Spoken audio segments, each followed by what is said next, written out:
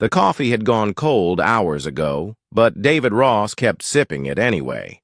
Outside the observation deck of the exploration vessel Horizon's Edge, the stars looked the same as they had for the past 3 months of deep space patrol.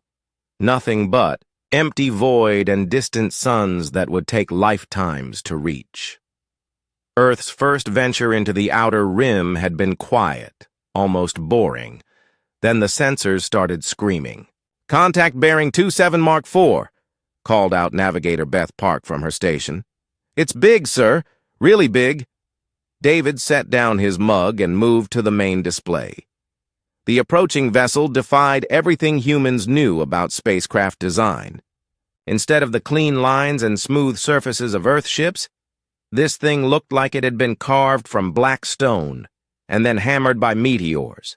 Scorch marks covered its hull, and what looked like claw marks ran along its sides.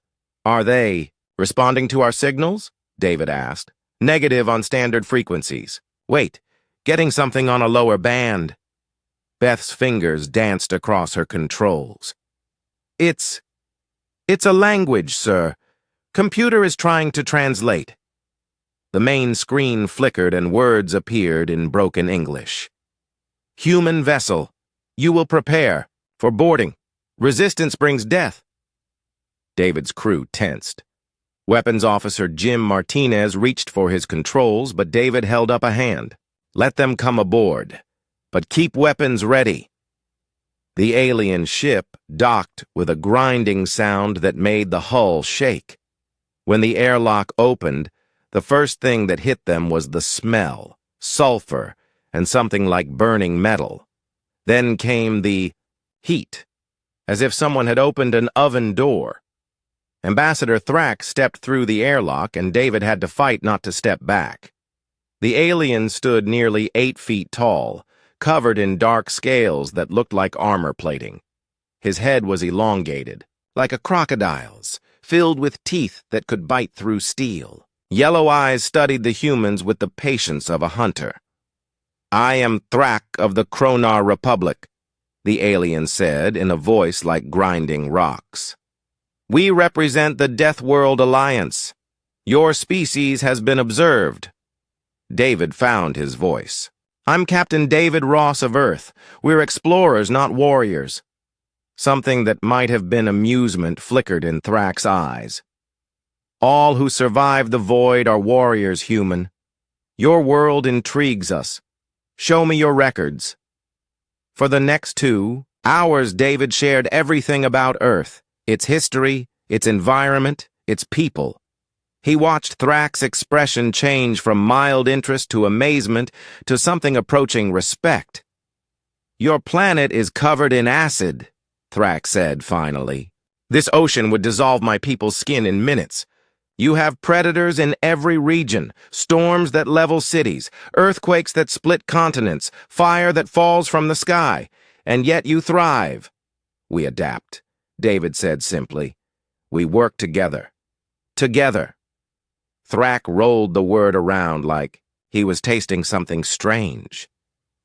"The Alliance knows of 7 worlds that bred true survivors. Worlds where only the strongest live. Your Earth may be the 8th. What is this alliance?" Thrak's tail swished behind him. "Species that evolved on worlds others would call impossible. The Kronar survive endless volcanic eruptions and acid storms. The Vorthak adapted to a world of eternal darkness filled with nightmares. The Delphin live in crushing ocean depths. We are the galaxy's apex survivors. The strong." David nodded slowly. "And you want Earth to join?" "We want to see if humans deserve to join." Thrak's eyes narrowed. "There will be tests, challenges. Many who attempt to join our alliance do not survive the process." "What kind of tests?" "Survival, combat, endurance. The weak are consumed by the galaxy. Only the strong endure." Thrak leaned forward. "But your records suggest something unusual about humans. You speak of cooperation, of helping the weak. These are not survival traits." "Aren't they?" David asked. How long have your people been in space? 5,000 years. And your population? Thrak was quiet for a moment. Stable. We maintain our numbers. Ours has grown from millions to billions in just a few centuries. When we work together, we don't just survive. We thrive. Impossible. The weak drag down the strong. This is natural law. David gestured to his crew. Jim here isn't the strongest human aboard, but he's our best weapons officer. Beth isn't the fastest, but she navigates better than anyone. Dr. Sarah Chen in medical isn't a warrior at all, but she saved more lives than any soldier. Together, we're stronger than the sum of our parts. Thrak studied the human crew with new eyes. He had expected to find another species of individual predators, like his own people. Instead, he was seeing something he had never encountered. Predators that hunted in permanent packs. The Alliance Council will want to meet your people, Thrak said finally. If they approve, you will be invited to join. If not, he let the threat hang in the air. And if we refuse, few refuse. The galaxy is dangerous for species that stand alone. Pirates, raiders, conquering empires. The Alliance protects its members. Those outside our protection do not last long. David considered this. Earth had been looking for allies among the stars. If this alliance was real, it could mean protection for human colonies. But something in Thrak's manner troubled him. We'll need to discuss this with our government. Of course, but do not take too long. The Council meets in one solar cycle. If Earth wishes to be considered, your representatives must be present. Thrak turned to leave, then paused. A warning, human. The Alliance values strength above all else. Your cooperation philosophy will be seen as weakness by many members. They may test you harshly. Let them test us. And if they try to kill you to prove their superiority, David smiled grimly. Then they'll learn why humans are apex predators. After the alien ship departed, David stared out at the stars with new eyes. Somewhere out there was an alliance of the galaxy's most dangerous species.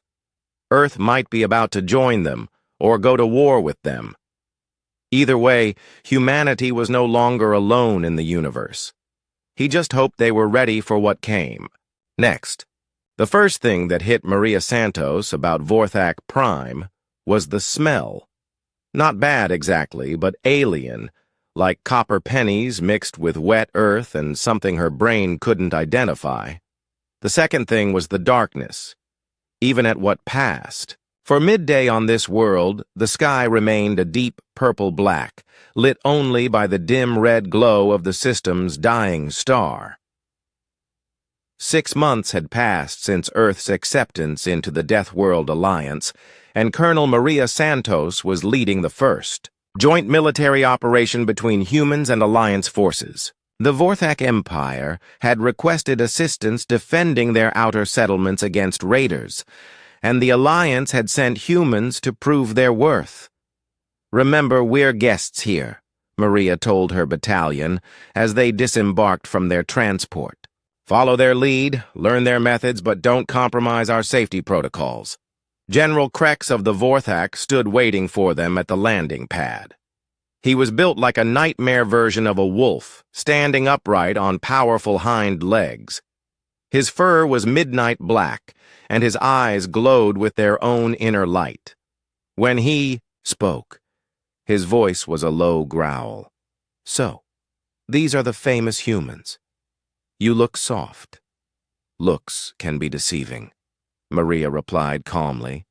Krex snorted. We shall see. The raiders hit our border settlements every few cycles. They are cowards who flee when faced with true warriors. But they are numerous, and they have been growing bold. Your job is simple. Follow Vorthak warriors. Do as you are told. Try not to die. Over the following days, Maria watched her human soldiers struggle with Vorthak military doctrine. The alien warriors operated as individuals, each claiming territory, and defending it alone. They competed constantly, for better positions, for more supplies, for glory in battle. Cooperation was seen as admission of weakness. Private Tom Wilson approached Maria after the third day of training exercises. "Colonel, this isn't working. They've got Sergeant Davis guarding the north perimeter alone. When I offered to help, the Vorthak squad leader called me a weak pup who couldn't stand on his own. What did you do?" "Followed orders. But ma'am, if we fight like this, people are going to die. We've got no backup systems, no redundancy, no mutual support. It's like they want to fail." Maria had noticed the same thing. The Vorthak were individually impressive fighters, but their tactics assumed every warrior was expendable. There were no medical evacuation procedures, no supply line protection, no communication networks. Each fighter was expected to succeed alone or die trying. The test came sooner than expected. Scouts reported a massive raider fleet approaching the mining colony of Darkstone Ridge. 300 civilians lived there, along with 50 Vorthak warriors. The raiders numbered over 1,000. "We follow standard doctrine," General Krex announced. "Each warrior claims a section of the perimeter. We hold until victory or death." Maria studied the tactical display and felt her blood run cold. "General, with respect, they'll overwhelm us. We need to coordinate our defense, create overlapping fields of fire, establish fallback positions." "You speak like a coward," Krex snarled. "True warriors do not retreat. True warriors do not hide behind others. We fight with honor." "Honor doesn't stop bullets." "Then you will learn what honor means when the raiders come." The attack began at dawn, if the slight lessening of darkness could be called dawn on this world. Raiders poured down from the hills in waves, their crude weapons spitting energy bolts. The Vorthak warriors met them head-on, each fighting desperately in their assigned sectors. Within an hour, the defense was collapsing. Vorthak warriors died heroically but uselessly, refusing to call for help even when overwhelmed. Gaps appeared in the perimeter as positions fell. Maria made a decision that would haunt Vorthak military doctrine for generations. All human units, forget sectors, form up and provide mobile support wherever needed. Wilson, take your squad and reinforce the eastern flank. Martinez, shore up the south. Davis, establish a field hospital behind the main bunker. "Colonel," Lieutenant Brown called over the radio, "the Vorthak commander is ordering us to return to our assigned positions. Tell him we're busy saving his people." The human fighters moved like a single organism, flowing from crisis to crisis. When raiders broke through the eastern wall, Tom Wilson's squad appeared to plug the gap. When Vorthak warriors fell wounded, human medics dragged them to safety regardless of whether they were in their sector. Most shocking to the Vorthak, humans shared ammunition and supplies freely. When a Vorthak warrior ran out of power cells, the nearest human tossed him spares without hesitation. The turning point came when raiders concentrated their assault on the northern gate. The 3 Vorthak defenders there died within minutes, creating a hole that would let hundreds of enemies into the colony. General Krex himself ran toward the breach, intending to die gloriously, holding it alone. He found Tom Wilson already there, along with a mixed group of humans and Vorthak. They had dragged debris to form improvised cover and were laying down coordinated fire that held back 10 times their number. "What are you doing?" Krex demanded. "Winning," Wilson replied, not taking his eyes off his scope. "Davis, we need more ammunition." "Brown, can you get a squad to that roof for overwatch?" "I gave no such orders." "No, sir, you didn't. But sometimes you have to break the rules to save lives."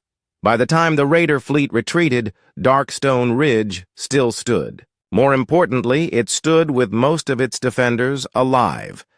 Human casualty rates were less than 5%. Vorthak casualties, fighting by traditional methods, exceeded 60%. General Krex found Maria in the makeshift hospital, helping treat wounded Vorthak warriors. His expression was unreadable. Your methods are unconventional. They work. My warriors do not like depending on others. It makes them feel weak. Maria looked up from bandaging a young Vorthak's arm. General, the strongest pack animal on Earth is a wolf. You know why? Because wolves know that the pack is stronger than any individual. A lone wolf dies. A pack wolf thrives. But honor. What's more honorable? Dying gloriously and letting innocents be slaughtered? Or swallowing your pride to save lives? Krex was quiet for a long moment. The Alliance Council will not approve of these tactics. They believe strength comes from individual prowess. Then maybe the Alliance Council needs to learn new tricks. Word of the Darkstone Ridge defense spread throughout Alliance space faster than light-speed communications. Some called it a fluke. Others called it heresy. But young warriors from every Alliance species began asking questions about human methods. On distant worlds, Kronar youngsters started sharing water instead of hoarding it. Delphin explorers began traveling in groups instead of alone. The rigid hierarchies that had defined Alliance culture for millennia began to show their first cracks. And in the halls of power on Alliance homeworlds, older leaders began to worry that something fundamental was changing, something that threatened everything they believed about strength, survival, and the natural order of the galaxy. The humans had been in the Alliance for only 6 months, but their influence was spreading like wildfire. Whether that fire would forge something stronger or burn everything down remained to be seen. Dr. Amanda Foster had never seen a sandstorm quite like this one. On Earth, dust storms were impressive but predictable. Here on Sandspear, homeworld of the Kronar Republic, the approaching wall of destruction stretched from ground to atmosphere, like a moving mountain of glass and fury. "How long do we have?" she asked Grex, the young Kronar warrior who served as her guide and translator. Grex's scaled head turned toward the horizon, his heat-sensing organs reading the storm's approach. 2 hours, maybe less. We must reach individual shelters before it hits. Individual shelters? Of course. Each warrior maintains his own storm bunker. To share shelter is to admit weakness. To depend on another is to invite death. Amanda frowned as she studied the approaching catastrophe through her field equipment. According to her readings, this storm would last at least 18 hours and pack winds capable of stripping flesh from bone. The Kronar's individual bunkers might protect them, but barely. Grex, what if we combined resources? Built one large shelter that could protect everyone? The young Kronar's expression shifted to what Amanda had learned was confusion mixed with horror. Impossible! What if the shelter fails? What if someone proves weak when tested? What if everyone? Lives? For the past year, Amanda had been working with Kronar settlements as part of the Alliance Cultural Exchange Program. She had watched these remarkable beings survive conditions that would kill most species, but she had also watched them die needlessly from their rigid adherence to individual survival doctrine. "The storm is too large," she continued. "I've run the calculations. Even your best individual shelters have only a 60% survival rate against a storm this size. But if we pool our resources, share our knowledge—" "You speak madness," Grex said, but his voice lacked conviction. He had been watching human methods for months now, had seen things that challenged everything he had been taught about strength and survival. Around them, the Kronar settlement was preparing for the storm in the traditional way. Each warrior gathered his own supplies, sealed his own bunker, and prepared to face the tempest alone. It was the way things had always been done. It was the honorable way. It was also the way that killed 30% of the population every time a great storm struck. Amanda made a decision that would reshape Kronar culture forever. Grex, trust me. Gather the young ones who have worked with humans. Tell them I have a plan. Within an hour, Amanda found herself addressing a group of 50 young Kronar warriors in the settlement's central square. The approaching storm made conversation difficult, but her translator managed to convert her words into their complex language of growls and hisses. I know your traditions, she began. I respect them. Your ancestors survived impossible conditions by being strong individually, but strength isn't just about enduring alone. Sometimes it's about making sure everyone endures together. An older warrior named Thex pushed forward. Human female speaks foolishness. The storm tests each warrior individually. To hide behind others is cowardice. Is it cowardice when a pack of wolves hunts together? Is it weakness when a flock of birds flies in formation? Or is it intelligence? We are not animals, Thex snarled. No, you're better. You can choose to be stronger than the sum of your parts. Amanda activated her portable hologram projector, showing a three-dimensional model of her proposed shelter design. Look at this. Using traditional Kronar materials and techniques, but combined in a new way. Multiple redundant systems. If one fails, others take over. Shared resources mean everyone has backup supplies. Communication systems mean no one faces the storm alone in the dark. Young Grex studied the design with growing excitement. This could work. The thermodynamics are sound. The structural integrity would be far superior to individual bunkers. Heresy, Thex spat. The storm is meant to test us individually. To face it together perverts the natural order. The natural order, Amanda said quietly, is survival. Everything else is just tradition. The debate might have continued, but the storm made the decision for them. A preliminary wind gust collapsed two of the prepared individual shelters, trapping their occupants. Without hesitation, Amanda and Grex led rescue teams to dig them out. As they pulled an injured Kronar warrior from the rubble, the storm's full fury struck the settlement. Individual bunkers became death traps as the wind found weaknesses and exploited them. One by one, Kronar warriors began abandoning their private shelters and running for Amanda's communal design.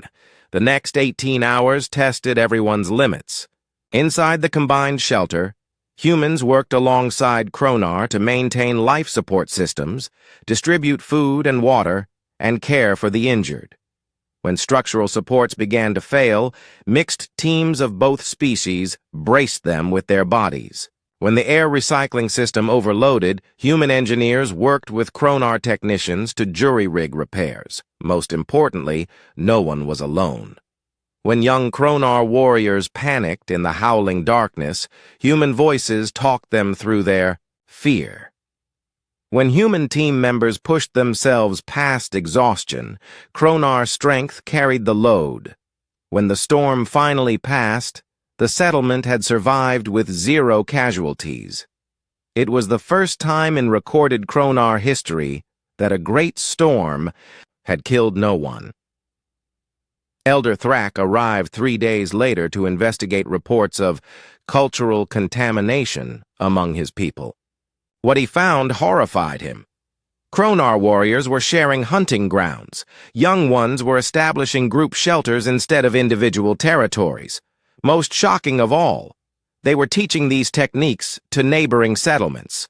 You have poisoned them, he accused Amanda as they stood in the ruins of the old individual bunkers. I've helped them survive. Survival through dependence is not survival at all. It is parasitism.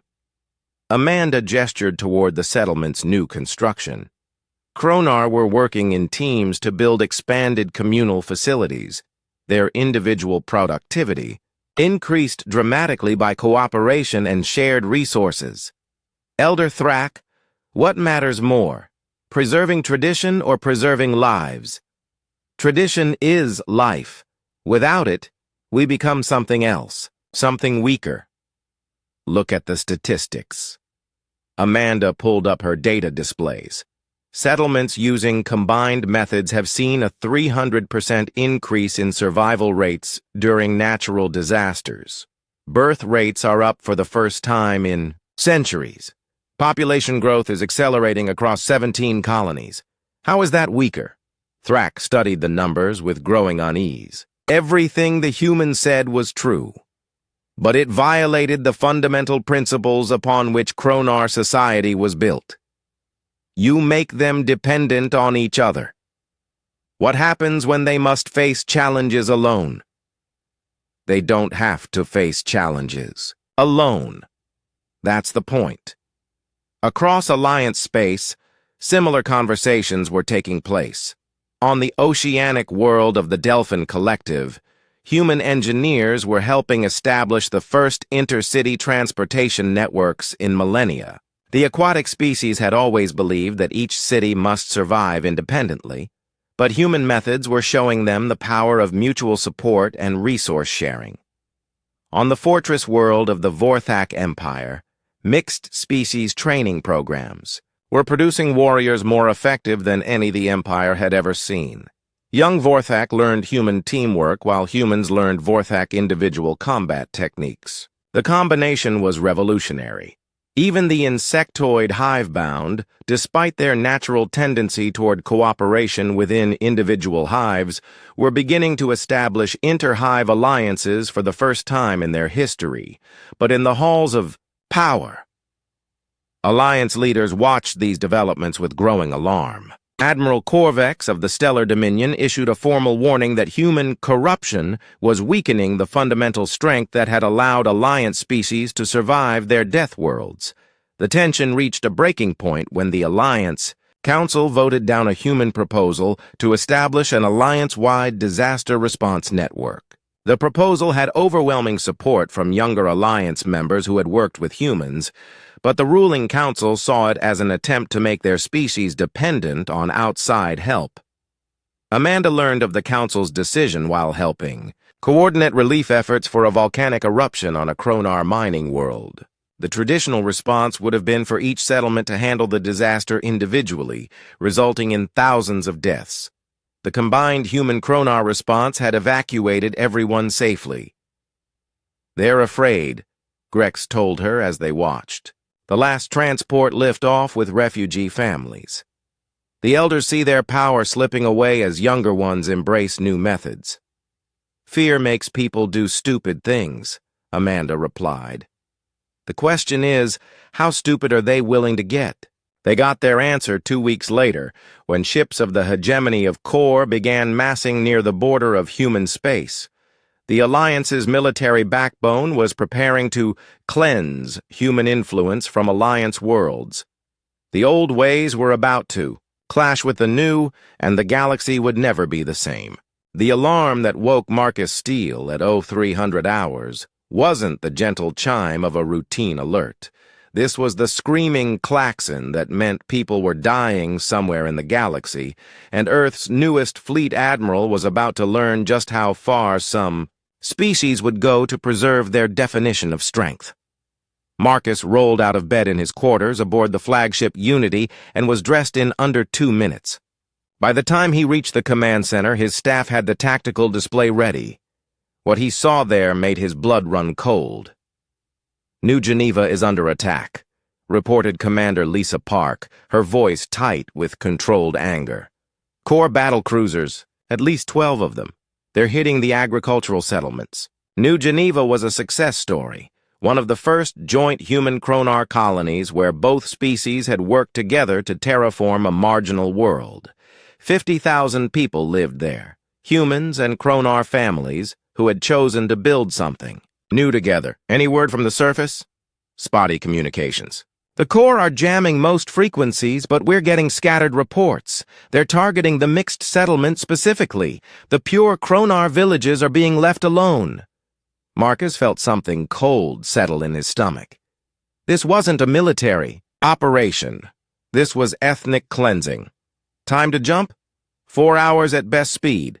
Do it, and send word to all human settlements in Alliance space. They need to know what's coming. The journey to New Geneva felt like the longest 4 hours of Marcus's life. Intelligence reports painted a picture of systematic brutality. Corps forces weren't just attacking military targets. They were bombing schools, hospitals, and community centers where humans and Kronar worked together. The message was clear. Cooperation with humans was a contamination that needed to be burned out. When the Unity and her escort fleet dropped out of hyperspace, Marcus expected to find a world in flames. Instead, he found something that would be talked about in Alliance military academies for generations.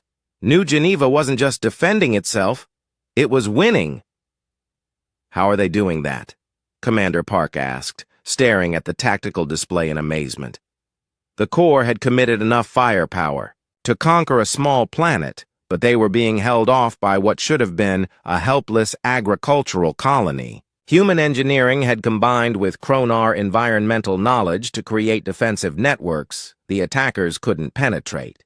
Settlements that looked like easy targets from orbit turned out to be fortified positions that could withstand orbital bombardment. More importantly, the defenders were fighting as a unified force. Human colonists used their technology to coordinate defensive fire, while Kronar used their natural abilities to move through the terrain unseen.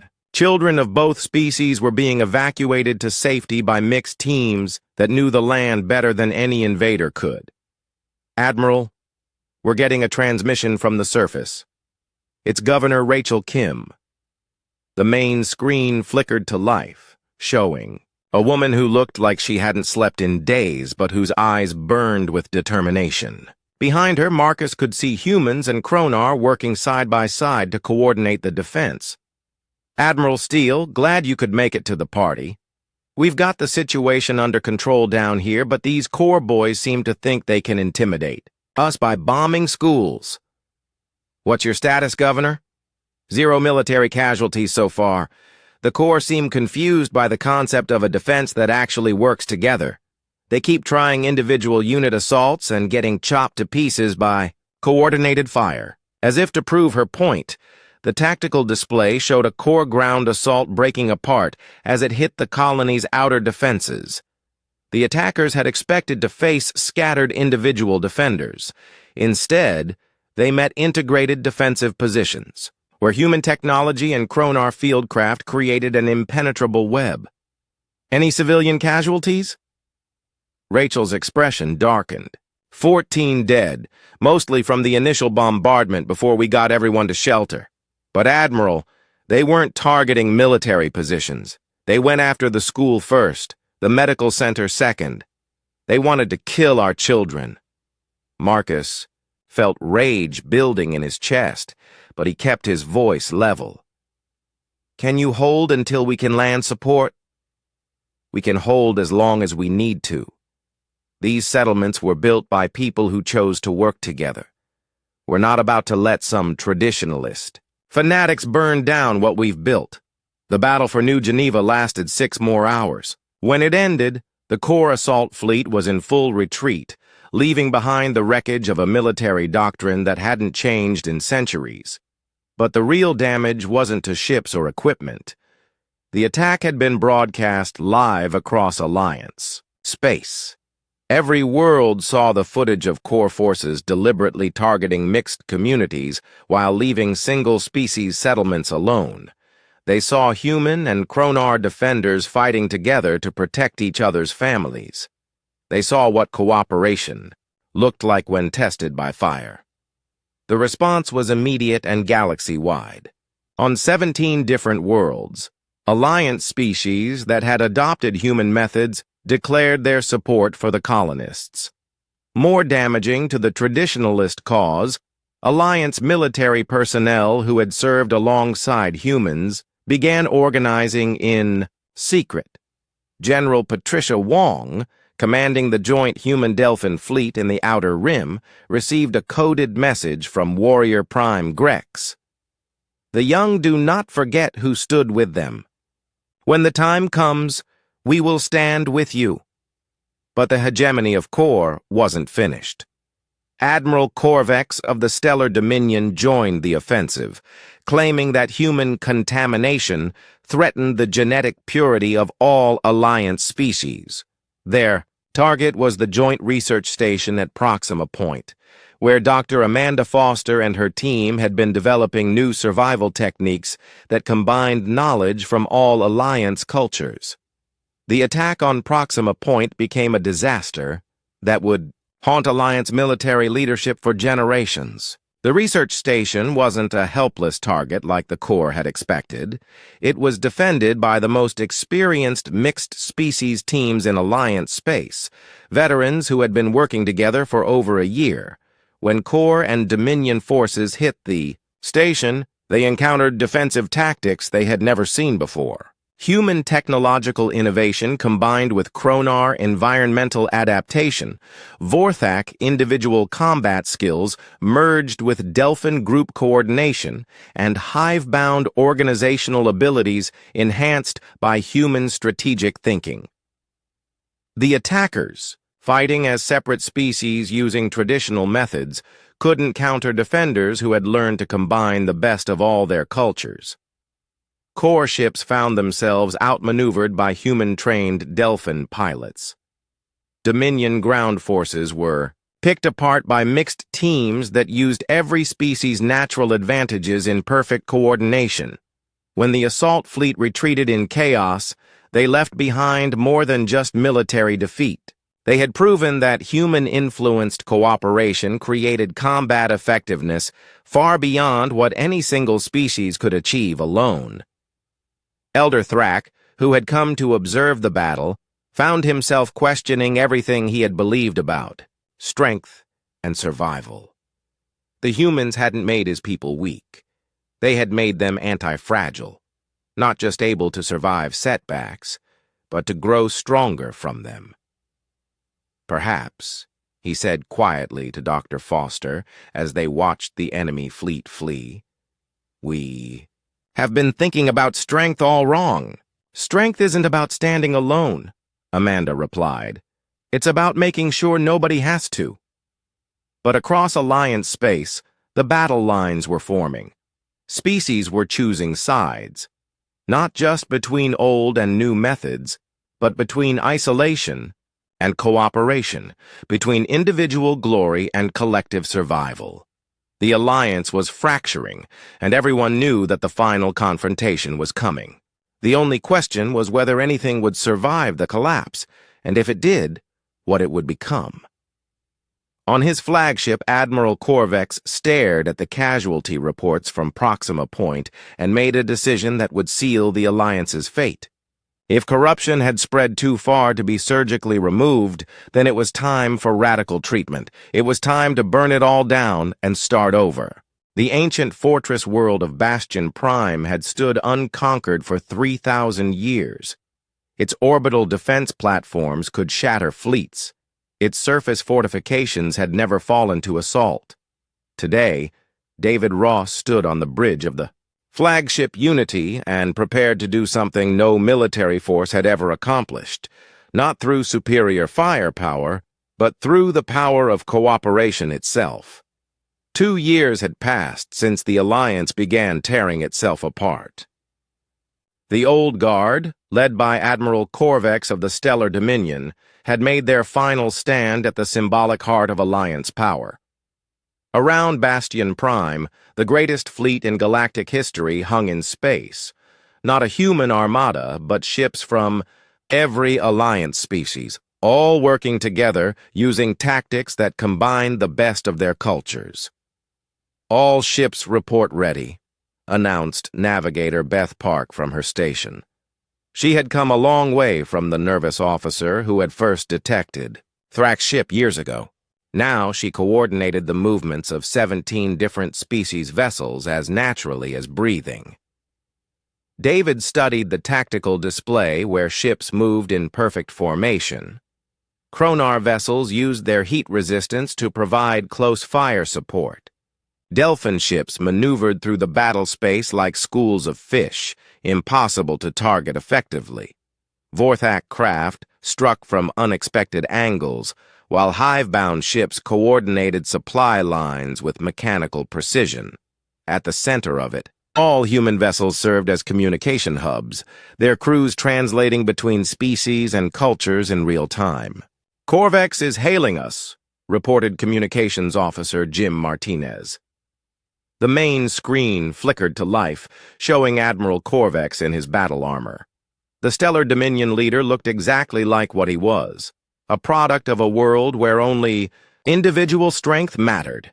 His people had evolved from solitary apex predators, and it showed in every line of his scarred face. So, the great contamination has finally shown its true face, Corvex growled. "You bring mongrel fleets against pure bloodlines. You corrupt the strong with the weakness of the many." "We're here to end a civil war," David replied calmly. "Stand down, and we can settle this without more bloodshed." "There can be no settlement. With disease." The alliance was built on strength, individual strength, species strength, the strength that comes from standing alone against the galaxy's fury. You humans have poisoned that with your herd mentality. "And how's that working out? For you?" Corvex's expression darkened. Behind him, David could see the bridge of a ship designed for individual glory rather than coordinated effort. Each station was isolated, each officer competing rather than cooperating. It was magnificent in its own way, but it was also obsolete. "You will learn what true strength means when we crush your rabble." The transmission ended, and the Battle of Bastion Prime began. It wasn't really a battle so much as a demonstration. Corvex's forces fought with the individual brilliance that had made them legendary. Each ship was a masterpiece of martial prowess, each captain a hero worthy of songs. But they fought as separate entities, each seeking personal glory. The combined fleet fought as a single organism. When Dominion ships targeted what appeared to be weak points, they found themselves caught in crossfires from multiple directions. When they tried to exploit gaps in the formation, those gaps closed with practiced precision. Most frustrating of all, when they achieved local superiority and pressed their advantage, the enemy simply flowed around them like water, leaving them isolated and vulnerable. Warrior Prime Grex, now commanding a joint Kronar-human squadron, demonstrated the new way of war. His ships moved in perfect coordination with their human partners. Kronar heat tolerance and human tactical flexibility, creating combinations the enemy couldn't counter. When his flagship took damage, human repair crews worked alongside Kronar engineers to fix it in minutes rather than hours. "This is impossible," Admiral Corvex snarled as his flagship shuddered under coordinated fire from 6 different directions. "They're using our own people against us." His tactical officer, a young Dominion warrior who had secretly been studying human methods, looked up from his displays. "Sir, they're not using our people against us. Our people are choosing to fight with them." Across the battle space, the same story was playing out. Alliance species that had learned cooperation were proving devastatingly effective against those that still clung to individual glory. More importantly, they were doing it while taking minimal casualties. The combined fleet's medical ships, crewed by mixed teams from all species, were saving lives at rates the traditional alliance had never achieved. The battle's turning point came when Corvex tried a desperate gambit. He gathered his remaining ships for a concentrated assault on the Unity, hoping to decapitate the enemy command structure. It was exactly the kind of individual heroic gesture that Alliance tradition celebrated. It was also exactly what the combined fleet had been preparing for. As Dominion ships closed in on the human flagship, they found themselves facing not just David's ship, but a protective formation of vessels from every Alliance species. Human shields protected Kronar fire support ships. Delphin interceptors wove through the battle space guided by Vorthak targeting data. Hive-bound logistics ships kept everyone supplied while mixed crews maintained perfect communication. Korvex's assault shattered against unified defense like waves against a seawall. "All Dominion ships, this is Admiral Korvex," came the transmission, on all frequencies. I order all vessels to stand down." David felt no satisfaction in victory. Too many beings had died for old ideas about strength and purity. But as he looked around his bridge, at the mixed crew that had become more family than military unit, he knew something better was being born from the ashes. The formal surrender took place on Bastion Prime itself, in the ancient Hall of Alliance, that had hosted the first meetings of the Deathworld species millennia ago. Elder Thrak, who had witnessed humanity's first contact with the Alliance, now stood to dissolve the organization he had helped create. "The Alliance served its purpose," he said to the assembled delegates from across the galaxy. "It protected the strong and punished the weak. It preserved our individual species' strength. But strength without growth is death, and we had stopped growing long before the humans arrived." Dr. Amanda Foster stepped forward to address the gathering. She had aged in the years since first setting foot on a Kronar world, but her voice carried the authority of someone who had helped reshape galactic civilization. "We never came here to conquer you," she said. "We came to survive together. Every human culture learned the same lesson our ancestors did on Earth. The tribe that cooperates survives, and the tribe that survives grows stronger." The formal charter of the Cooperative Federation was signed by representatives of 43 species, not just the original Alliance members, but dozens of races that had been excluded from the old organization for being too weak to qualify. The irony wasn't lost on anyone that these weak species, working together, had proven more resilient than their supposedly stronger cousins. 5 years later, Captain Tom Wilson stood on the bridge of the exploration vessel New Horizon as it prepared to jump beyond the galactic rim. His crew included members of all the former Alliance species, plus humans, plus a dozen other races that had joined the Federation. They worked together so naturally that it was hard to remember a time when such cooperation had been considered impossible. "All stations report ready for jump," announced his navigator, a young Delphin whose bioluminescent patterns indicated excitement. "Take us out," Tom ordered. As the ship jumped into hyperspace, carrying the galaxy's first truly cooperative expedition, into the unknown, a message arrived from the galactic core. Other civilizations had heard about the Federation and wanted to make contact. Humanity's gift to the galaxy, the knowledge that survival meant cooperation, not domination, was spreading beyond their wildest dreams. But the final word belonged to Elder Thrak, now serving as the Federation's first Secretary of Interspecies Affairs. In his office, overlooking the new capital city where dozens of species lived and worked together, he recorded a message for the historical archives. "For 3,000 years, we believed that strength came from standing alone. We were wrong. The humans taught us that the strongest weapon is not a blade or a gun, but an extended hand. We thought we were the galaxy's greatest survivors. We were wrong about that, too. They are. And now, because of them, so are we." Outside his window, the city bustled with life as beings from across the galaxy built something new together. Children of a dozen species played in mixed groups. Scientists from 20 worlds collaborated on projects that would have been impossible alone. Engineers combined the knowledge of countless cultures to solve problems that had plagued individual species for millennia. The Deathworld Alliance was dead. In its place, something unprecedented in galactic history had been born. A civilization based not on the strength to survive alone, but on the wisdom to thrive together. And at the heart of it all was a simple truth that humanity had carried from their blue world to the stars. No one survives alone, but together everyone can thrive.